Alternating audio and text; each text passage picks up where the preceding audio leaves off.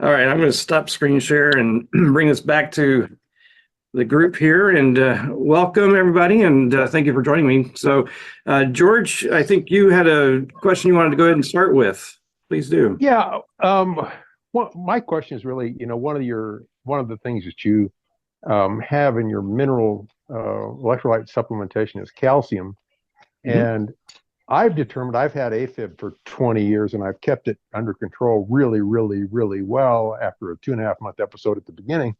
And one of the things that I figured out is that consuming calcium uh, to any extent uh, makes my system much more likely to go into AFib. And Mm. I mean, it's very, it's very noticeable. I mean, things that are never triggers, I have episodes with no triggers or things that are never triggers. Generally, if I'm consuming too much calcium from food or supplements or anything, um, it does it. So, from my perspective, that's a non-starter. Um, and is is there any reason to just do it without that? So the primary reason for calcium is because electrolytes are extremely important on the protocol, but you're getting, some of the electrolytes through the mineral tablets and things like that, as well as if you're using our kit, you'll have the potassium and the salt tablets, as well as the plasma electrolytes.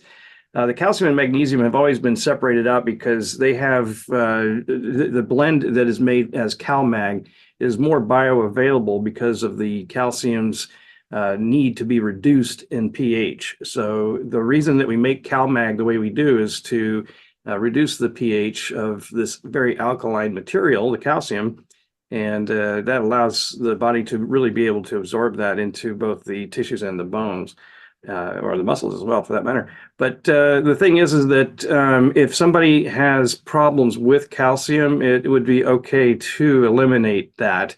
I would suggest, however, though, that you find a magnesium type Oh, of. that magnesium is not an issue for me. I take Yeah. probably 4 grams elemental a day.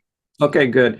The point of CalMag started off as keeping the muscles and, well, basically the muscles from cramping, twitching, or spasming when we're in extended periods of time in the sauna. And the original protocol would call for approximately 4.5 hours of sauna time in a dry sauna. Of course, Hmm. today we've reduced that down to a total of 75 minutes in an infrared sauna.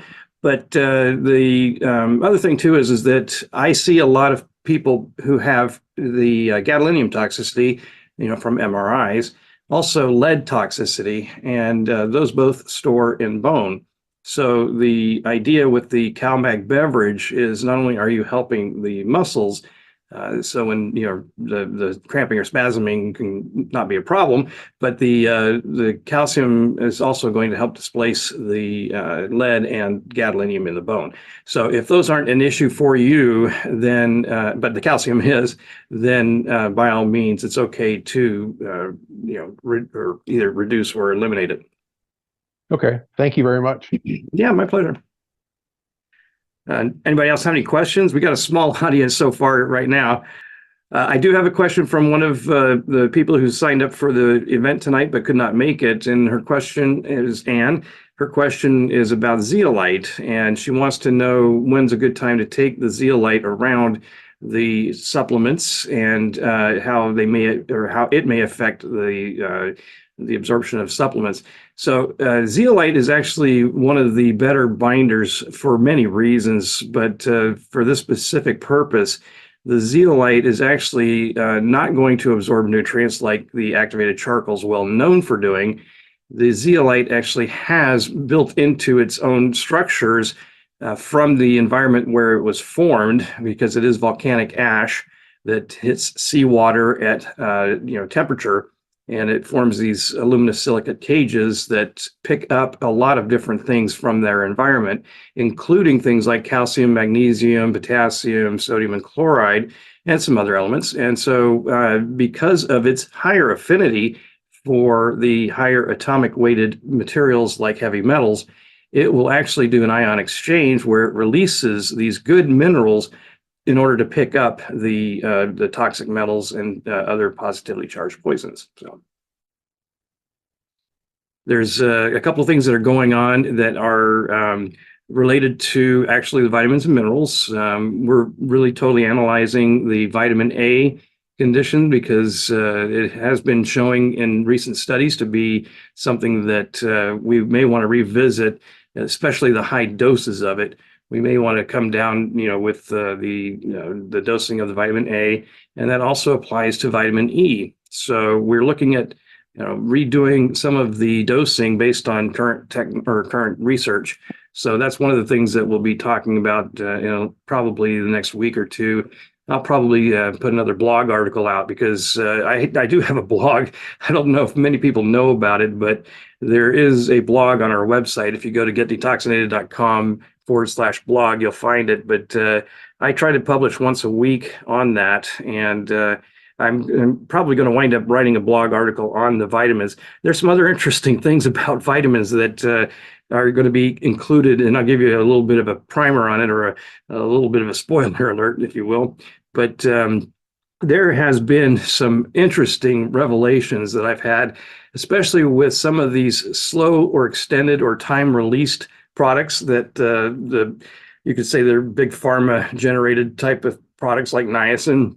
The slower or extended or time release version of niacin, they are actually coated in a material that's made of phthalates. Phthalates, as some of you may know, is a toxic material that makes plastic very, pliable.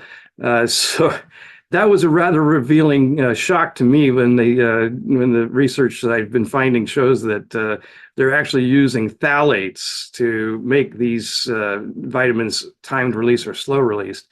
And then I also had another person who's in my Facebook group who asked about taking the sublingual form of niacin on the protocol.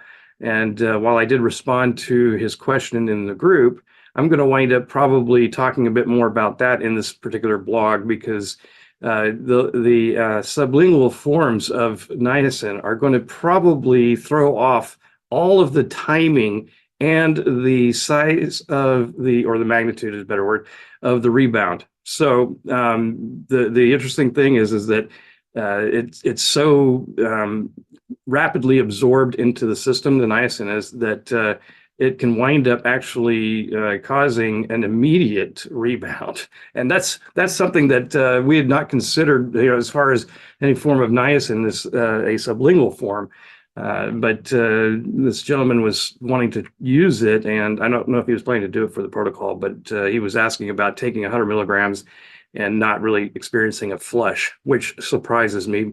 But the fact is that because it's absorbed so rapidly, it's possible that the flush came and went and he didn't even know it. So it's some new interesting stuff that I've been researching, and it will probably wind up in a blog article in the next week or so. So we've got some new people joining us. Hi, Darla. Would you like to throw a question in? Basically, it's a small audience. So do you have any questions today? No, I don't have any questions. I'm thinking about starting another round of the detox here pretty soon. Wonderful. And I recently quit working, so I'll have more time, but I have regretted not being able to join these sooner. But anyway. Glad to have you. Glad to have you. Yeah. Well, I mean, I can give a little bit of feedback. I don't really have questions, but I did 2 rounds with you. December, January of 22, and then April of 22. And that changed my life. As you know, I divorced shortly thereafter, and I would not have been able to divorce. I wouldn't have been able to move. I wouldn't have been able to start working because I was, I had been diagnosed with Epstein-Barr virus, and it was pretty significant. And the amount of energy that I had afterwards just, it stayed with me, but it really wasn't that that I grabbed energy. It's that I eliminated the things that were taking my energy. So anyway, I just love giving my testimonial. So thank you so much, and I do appreciate that. So and I know Ken's been through the program now at least once. Has it been twice? I'm sorry, you're eating, so don't interrupt your food. You've got a nice meal going on there. Ken and I have known each other for many years, and we were talking earlier. I can stop long enough to say, we did one full 30-day, and then my wife and I did a short one. And this fall, the plan is to go ahead and do another 30-day. We've just got too many things going on. Like right now, we're out of town, and we actually checked to see if there was a sauna anywhere in the area where we're at. And there, other than private saunas, there just isn't anything right in the vicinity where we're staying. So that makes it difficult. Yeah, I guess it does. So, but As thanks for for sharing it. the protocol, though, as for the protocol, though, I have to agree. It was really quite eye-opening to go through it. I think the biggest thing was we had sauna for some time before we started. We sat in it long enough to work up a real good sweat and so on, but it wasn't until the rebound lipolysis kicked in that we started seeing rainbow colors and stains on our white towels after the session. And it was really, really quite amazing to see the stuff that was coming out of our body because of the protocol versus just sitting in the sauna. Yeah, it's night and day difference, and you can really feel it too the things that we have seen that have been reversed with this program has been amazing, because I've been talking a lot to people in the last few days, and I keep reminding myself that when we were in occupational medicine and also they were doing the drug addiction rehab, that was, for occupational medicine, these were acute toxicities, workplace injuries, things that were not chronic. And so when we first started thinking about bringing this to the public, I spent about 4 years researching what kind of toxicities are out there and what kind of effects are happening with those toxicities. And I learned so much that it took 4 years to go down rabbit holes to really assess where we thought the protocol might have value. Well, not only did that occur as far as, our expectations on that level, we've been blown away by the things that we've seen reversed with this. And, these are conditions that are pretty much non-communicable, non-genetic, and have no known etiology. In other words, the conventional medicine does not have any idea, as far as they tell us, what's causing those conditions, but they certainly have a way to mitigate or minimize the symptoms. So, they're not going to provide cures for some of these conditions. And in fact, I think cures is a word that they're not even allowed to use. But the fact is that when you remove the barriers to good health, the environmental toxins that become xenobiotics in the system that are causing mitochondrial dysfunction is what they're really doing, and oxidative stress, the body's able to actually start to heal itself. And so when people go through this program and they've had chronic conditions, they find that these conditions can be actually reversed, or at least to the point where they can live with them more comfortably.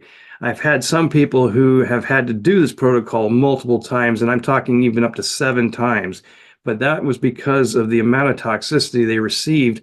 And I'm specifically referring to somebody who had 32 gadolinium injections from MRIs.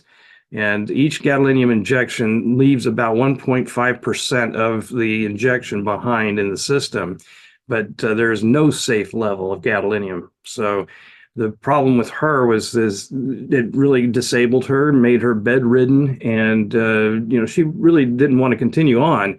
But we helped her through the program. It took her 7 times to get through, to the point where she feels like a more normal human being today.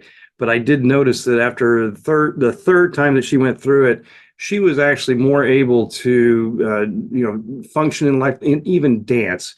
I love to watch her videos when she's posting her bird. She's got I think it's a cockatiel or a cockatoo, and she is out there dancing with it. And she would not have been able to do that if she hadn't been through this program. But again, our protocol, we know from studies, is reducing the body burden by about 1/3. So it explains why many people need to do this program more than once. And gadolinium is probably the most pervasive and pernicious type of heavy metal that gets in the body. And because it stores in the bone like lead, it does take a lot longer for it to come out. But the program is better than anything that you'll find in at least the medical community. But it's also the best thing for just broad spectrum detox of all kinds of heavy metals and man-made chemicals. So, does anybody else have any questions they would like to pose today? Hi. Yes, Can you hear me? I do. Yeah. Good, good. I'm new to the group and I'm new to a lot of groups and I'm trying to figure out what's going on, what's going to be the best. And I got a whole bunch of lead, aluminum, mercury, and gadolinium. Okay. And so basically I'm at the point, where do I start first? Seems like the ACC, it's kind of like a really tough protocol. So I love my sauna. I have a infrared sauna. Wonderful. And so I was like, that might be a lot easier on the body to start with that. Now, I somewhere read about niacin that can give heart issues or something. So yeah, let me address that after I say welcome to our group, and I'm glad you found us. And yes, gadolinium toxicity is something that this protocol is well suited to rid your body of. So you're in the right place.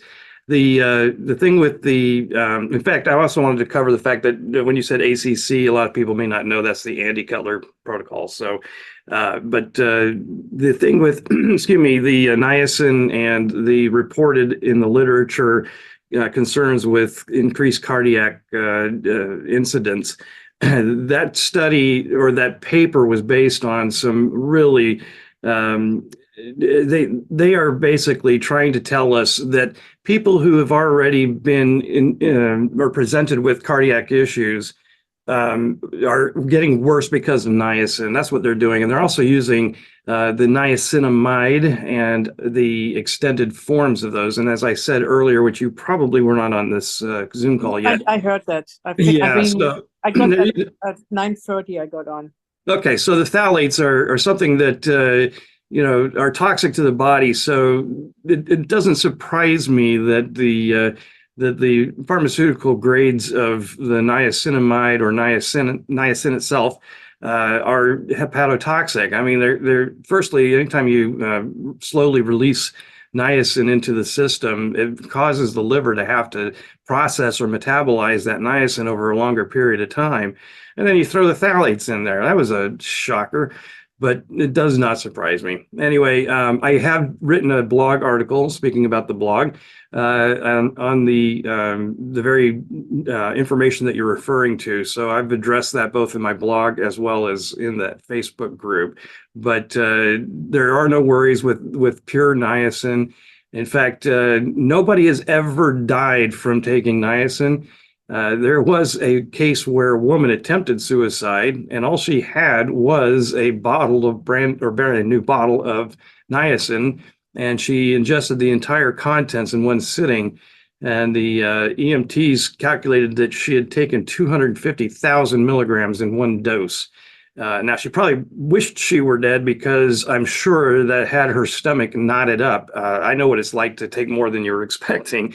And so it's a case of doesn't kill you, but it can certainly make you feel like you want to be dead. But the niacin taken on our protocol is perfectly safe.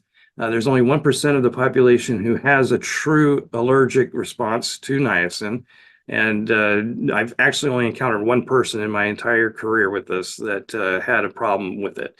But the thing is that there are side effects that people may think are allergic reactions. I mean, if you've never had the flush before, where prostaglandin PGD2 hormones are releasing these, actually causing vasodilation in the capillaries, where the redness occurs. Some people might think of that as as some kind of, allergic reaction. That's actually very common. The itchy, prickly sensation is a histamine response to that. And then on top of that, you basically have some things like lowered blood pressure during a flush. Your heart rate will increase and it can feel like tachycardia. But the thing is that in all the years that we've been using this program, which is now over 4 decades, not once have we ever had anybody have any kind of cardiac, responses with the niacin. And again, there's no record of anybody ever dying from taking niacin. Okay, thank you. You're very welcome. Well, I have to read up a lot more, and I haven't even gotten to your website yet. But when I'm getting to that point, I'll probably get a consultation and Yeah. have the real questions. That'd be wonderful. In fact, if you haven't already watched the 48-minute video, it's the detoxination overview video, and it goes into great detail about the mechanism of rebound lipolysis, and that's the main reason. The main reason for the niacin. The flesh was always believed to be important, and in some cases, it was believed to be the only reason we needed the niacin. But after working with this program for many years, the rebound lipolysis was the actual mechanism, and it was why the original version took 4.5 to 5 hours a day. So we were able to, once we recognized the timing of rebound, which if, I could go through a whole explanation of that, but the 48-minute video will do that for you. But the thing is that occurs 3 hours after the ingestion of niacin. Now you'll see me say 2.5 hours. Excuse me, that's because the rebound is triggered at about 2.5 hours, but it peaks at 3. And that's an average, but the rebound is liberating toxins from fat at 3 times normal levels. So it's where the protocol is most effective. And since they would start the protocol at the moment you took the niacin, and then you'd go through the sauna, which was a dry sauna, which at that time is all we had.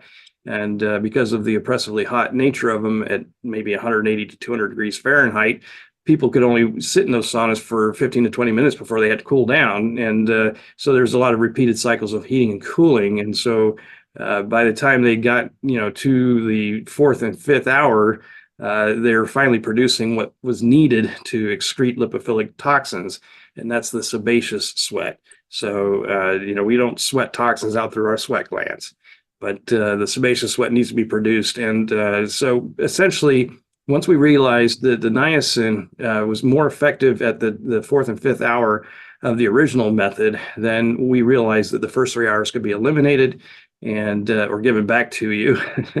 But the infrared sauna has also increased the amount of sebaceous sweat over a shorter period of time.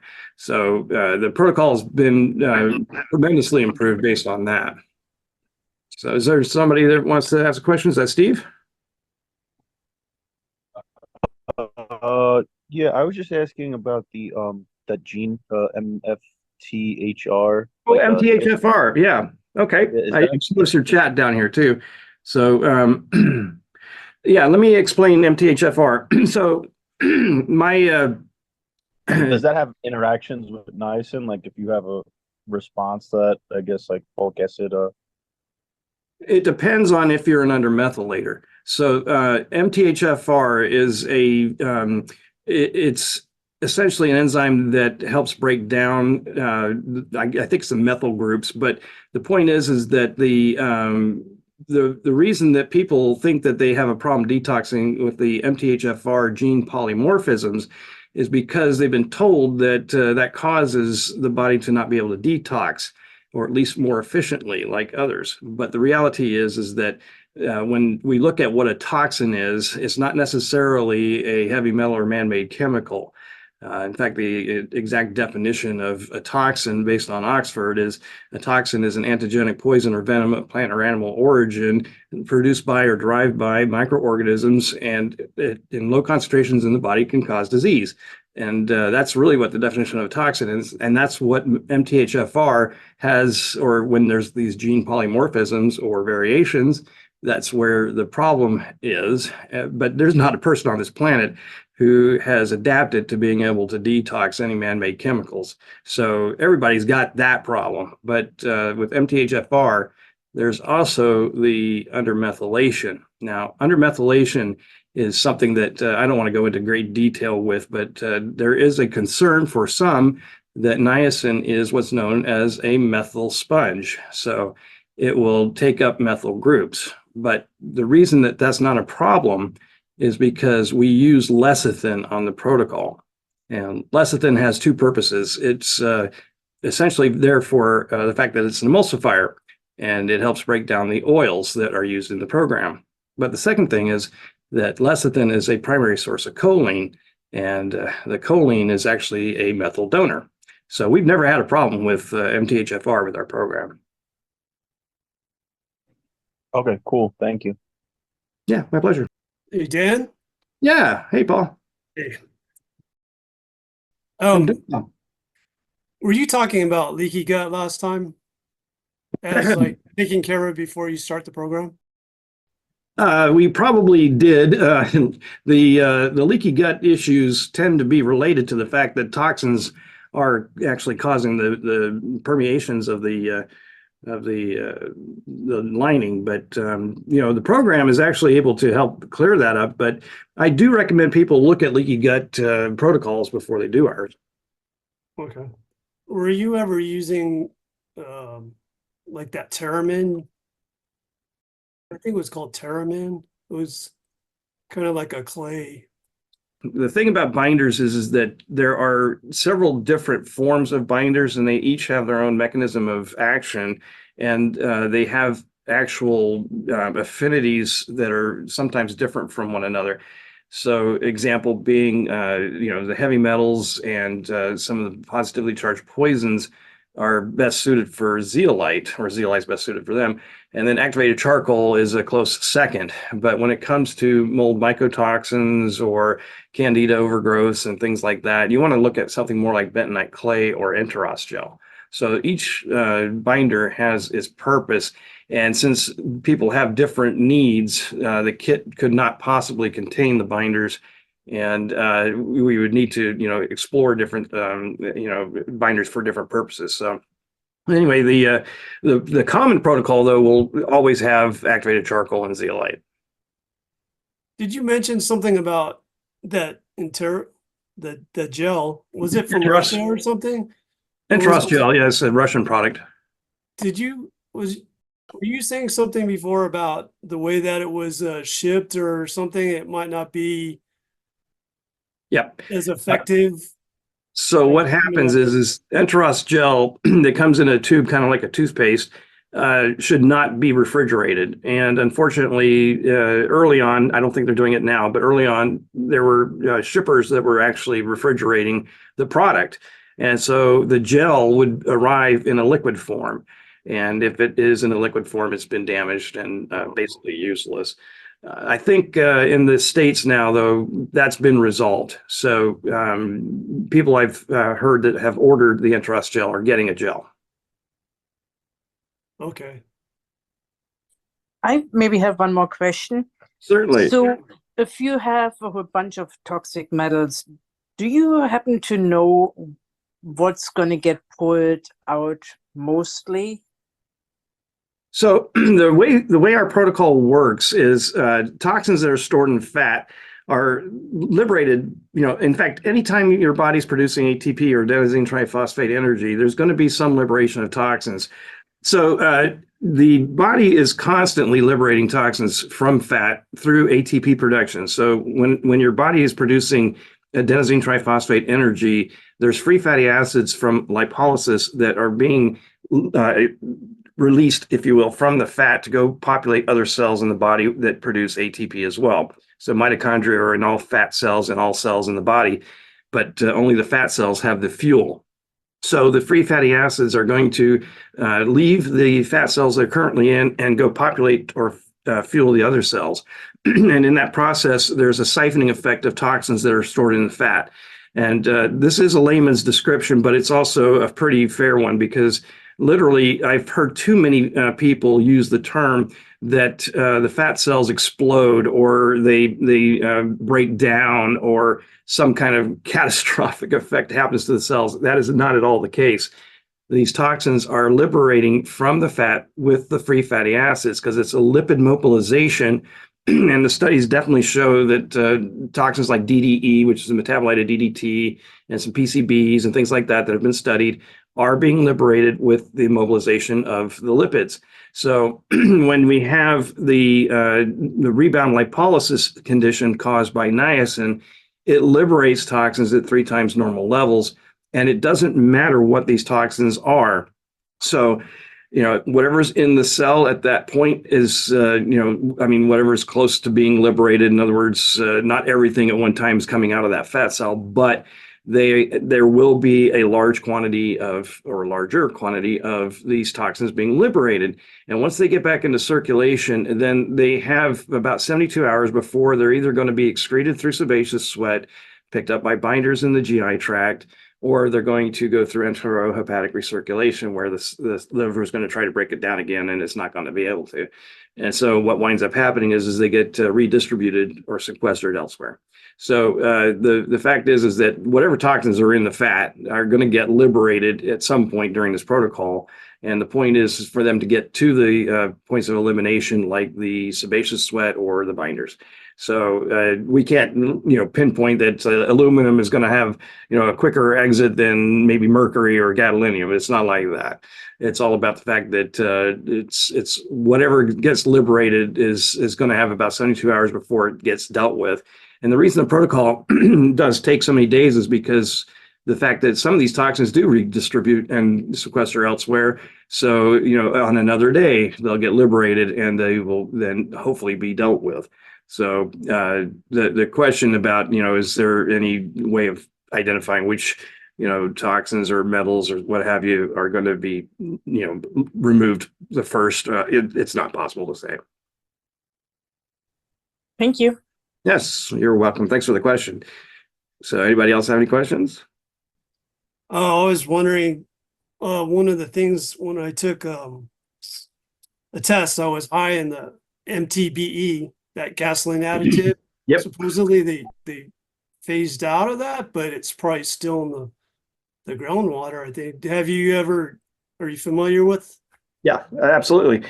And there's benzenes and all kinds of other things that are from fuels. But the reality is that even though they ban stuff, there's always going to be some in the environment. DDT was banned a long time ago, but it still shows up in everybody. There's also, glyphosate has not been banned, but I love to tell the story that they tried to do a study on glyphosate, but they couldn't find a control group because everybody on this planet has glyphosate in their gut.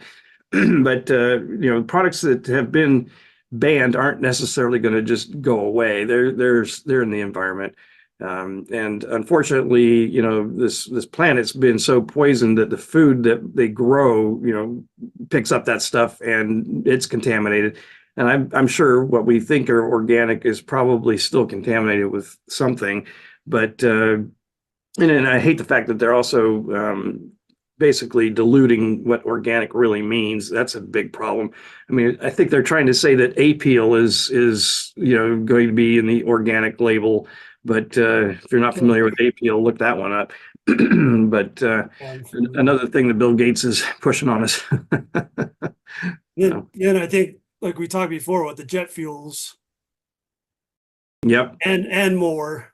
And more. Shall we just say chemtrails? Yeah. Yeah. So yes, chemtrails are real. And in fact, if you look at our logo of the saber hawk, those wings are actually representing the chemtrails. And the reason I know that they're real is because I did a documentary on them. And the fact of the matter is, where I live, we have an airport that was an Air Force base, and it's decommissioned, but the airport still runs. And the CIA's largest chemtrail contractor, Evergreen Aviation, had their largest hub here. And so that was kind of a surprise, actually. But I grew up as an Air Force brat, and I used to love plane spotting and watching the skies. And I don't ever remember a Bob Ross painting that had streaks going through it. So Yeah, I hear you.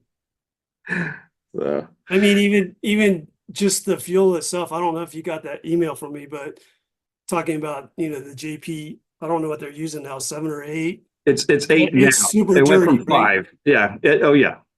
It went from like diesel to kerosene. And in fact, the reason we even got started in detox was because my father was trying to detox JP7, the exotic fuel for the SR-71 Blackbird. So Okay. yeah, that was in fact, JP7 is so exotic that you could smoke cigarettes. The guys were probably doing that around the JP7. You could throw the cigarette into the puddle of fuel. You know, the SR-71 leaked fuel sort of by design when it was on the ground. It actually wasn't by design, but it was Yeah, when tightens up when it's yeah, when it's cruising. at high altitude, high speed, it would expand and the seals would seal up. But after a while, those seals get so decrepit, you know, they would get destroyed. So they would literally monitor the amount of fuel leaking when it was on the ground to determine when it was time to change the seals. Oh, interesting.